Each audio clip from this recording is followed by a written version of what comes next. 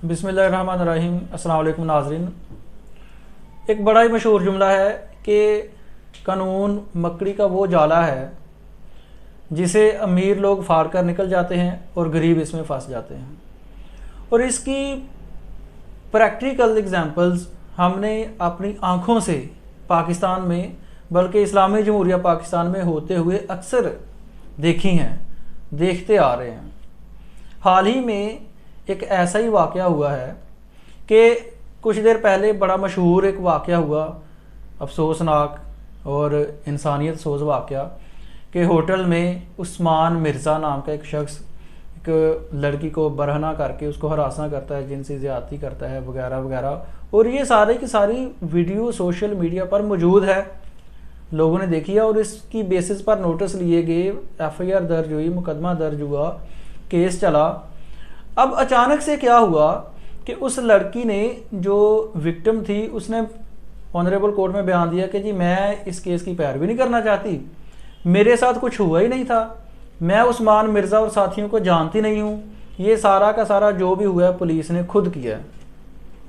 इसकी कई वजूहात हैं, जिनमें ये वजूहात जो मेन है कि नंबर 1 के उसने डराया धमकाया होगा मुलजमान ने कि अगर आपने हमारे ख़िलाफ़ कोई गवाही दी, आपने हमें सज़ा करवाई तो फ़लाँ फ़लाँ फ़लाँ कॉन्सिक्वेंसेस आपको भुगतना पड़ेंगे।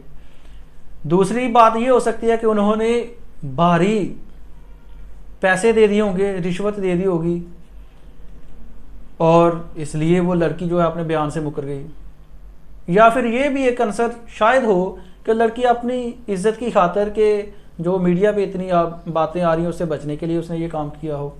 लेकिन बात सिर्फ इस एक केस की नहीं है, हमने अक्सर देखा है कत्ल के मुलजम जेलों में अय्याशी कर रहे होते हैं। और चंद दिन पहले जो शाहरुख कत्ल केस का वाक़या था, हमने देखा है कि हॉस्पिटल में शराब पकड़ी जाती है और कुछ देर बाद वो शहद बन जाता है।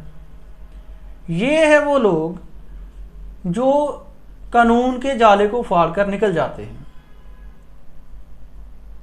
और ये हैं वो लोग जिन्होंने हमारे पूरे के पूरे सिस्टम को करटेल किया हुआ है। और इस्लामी जमहूरिया ऑफ पाकिस्तान में फलाही रियासत में रियासत मदीना की मिसाल जिसकी बनाने की कोशिश की जाती है, उसमें ऐसे लोग कानून की नज़रों में, कानून के जाले में से निकल जाते हैं। लेकिन अब जो एक बड़ा अच्छा काम किया है, जो फलाही रियासत के लिए हकीकी एक ज़रूरत होती है, वो क्या किया है कि हमारी गवर्नमेंट ने ये ऐलान किया है कि उस्मान मिर्ज़ा केस में जो गवर्नमेंट है वो उस्मान मिर्ज़ा केस को हकीकी मंतकी अंजाम तक पहुंचाएगी। चाहे जो मदइया है, चाहे जो लड़की है, जो विक्टिम है, वो मुकर भी जाती है, फिर भी जो सरकार है वो इस केस की पैरवी करके मुलजमान को सज़ा करवाएगी। और ये वाकई एक हकीकी तब्दीली फलाही रियासत के लिए ये बहुत ज़रूरी है।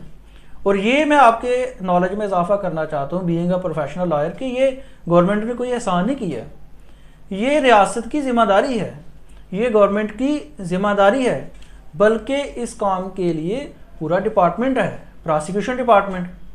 ये जो जितने भी ADPP हम जिसे कहते हैं, DDPP कहते हैं, ये क्या है? ये प्रोसिक्यूशन डिपार्टमेंट में जॉब करते हैं, जिनको हम उर्फ़े आम में आम लोग सरकारी वकील कहते हैं। इनकी यही तो ड्यूटी है कि सरकार की तरफ से पेश होकर मुलजमान को सज़ा करवाएं। हर मुकदमा, हर FIR जो दर्ज होती है उसमें गवर्नमेंट का, रियासत का, सरकार का एक वकील पेश होता है, हर केस में होता है। और उसकी यही जिम्मेदारी है कि वो मुलजमान को, अगर जो मदई हैं वो पूरा पैरवी नहीं कर पा रहे हैं, या उनकी हेल्प करें, या उनके साथ मिलकर मुलजमान को सज़ा करवाएं। लेकिन ऐसा होते नहीं है, उसकी कई वजूहात हो सकती हैं, लेकिन रियासत की ये ज़िम्मेदारी है कि वो अगर किसी शहरी के साथ कोई ज़्यादती होती है, अगर उसके किसी हक की पामाली होती है, तो रियासत being custodian of fundamental rights of that citizen वो मुलजमान को सज़ा करवाए, मंतकी अंजाम तक पहुँचाए। بے شک وکٹم معاف بھی کر دے. اور کچھ ملزمان ایسے ہیں کہ اور کچھ جرائم ایسے ہیں جن میں راضی نامہ کیا جا سکتا ہے اور کچھ جرائم ایسے ہیں جن میں راضی نامہ نہیں کیا جا سکتا. اور جن جرائم میں راضی نامہ نہیں کیا جا سکتا اس میں بے شک مدعی وکٹمز جو ہیں وہ پیش نہ بھی ہوں تو یہ ریاست کی ذمہ داری ہوتی ہے, سرکار کی یہ ذمہ داری ہوتی ہے کہ اس میں پیش ہو کے انویسٹیگیشن ایجنسیز کس لیے بنی ہوئی ہیں, اسی لیے تو بنی ہوئی ہیں.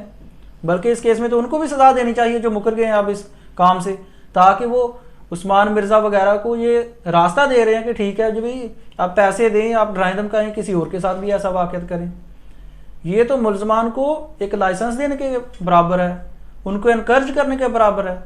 تو گورنمنٹ کا یہ بڑا اچھا فیصلہ ہے, اللہ کرے ایسا ہو کہ ان کو منطقی انجام تک پہنچائیں. اور یہ گورنمنٹ کی ذمہ داری ہے, قانون ہے, یہ اسپیشل ڈپارٹمنٹ ہے پراسیکیوشن ڈپارٹمنٹ اس کام کے لیے.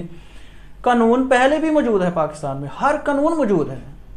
بے شک قوانین پرانے بنے ہوئے ہیں لیکن ہر قانون موجود ہے. یہ قانون موجود ہے کہ سرکار ان کو, یہ نان کمپاؤنڈیبل افینسز ہیں, اس میں سزا کروائیں ملزمان کو, لیکن ہوتی نہیں ہے نارمل روٹین میں. کیونکہ جو تگڑے لوگ ہیں, جو مالدار لوگ ہیں, جو کسی بھی طرح سے انفلوئنشل پرسنز ہیں, بااثر آدمی ہیں, کسی بھی طرح سے وہ پیسے کے زور پر ہو سکتے ہیں, وہ بدماشی کے زور پہ ہو سکتے ہیں, وہ پولیٹیکلی ہو سکتے ہیں, وہ اپنے کسی عہدے کا فائدہ اٹھا کے ہو سکتے ہیں, وہ قانون کے جالے کو پار کر نکل جاتے ہیں. لیکن انشاءاللہ یہ ایک ایز اے ٹیسٹ کیس ہے, یہ ایک as a trend setter case ہے. اگر اس میں ایسا ہو جاتا ہے تو ایک ٹرینڈ سیٹ ہو جائے گا اور انشاءاللہ آئندہ جو جرائم کی ریشو اس میں آہستہ آہستہ پھر کمی آنا شروع ہو جائے گی. شکریہ.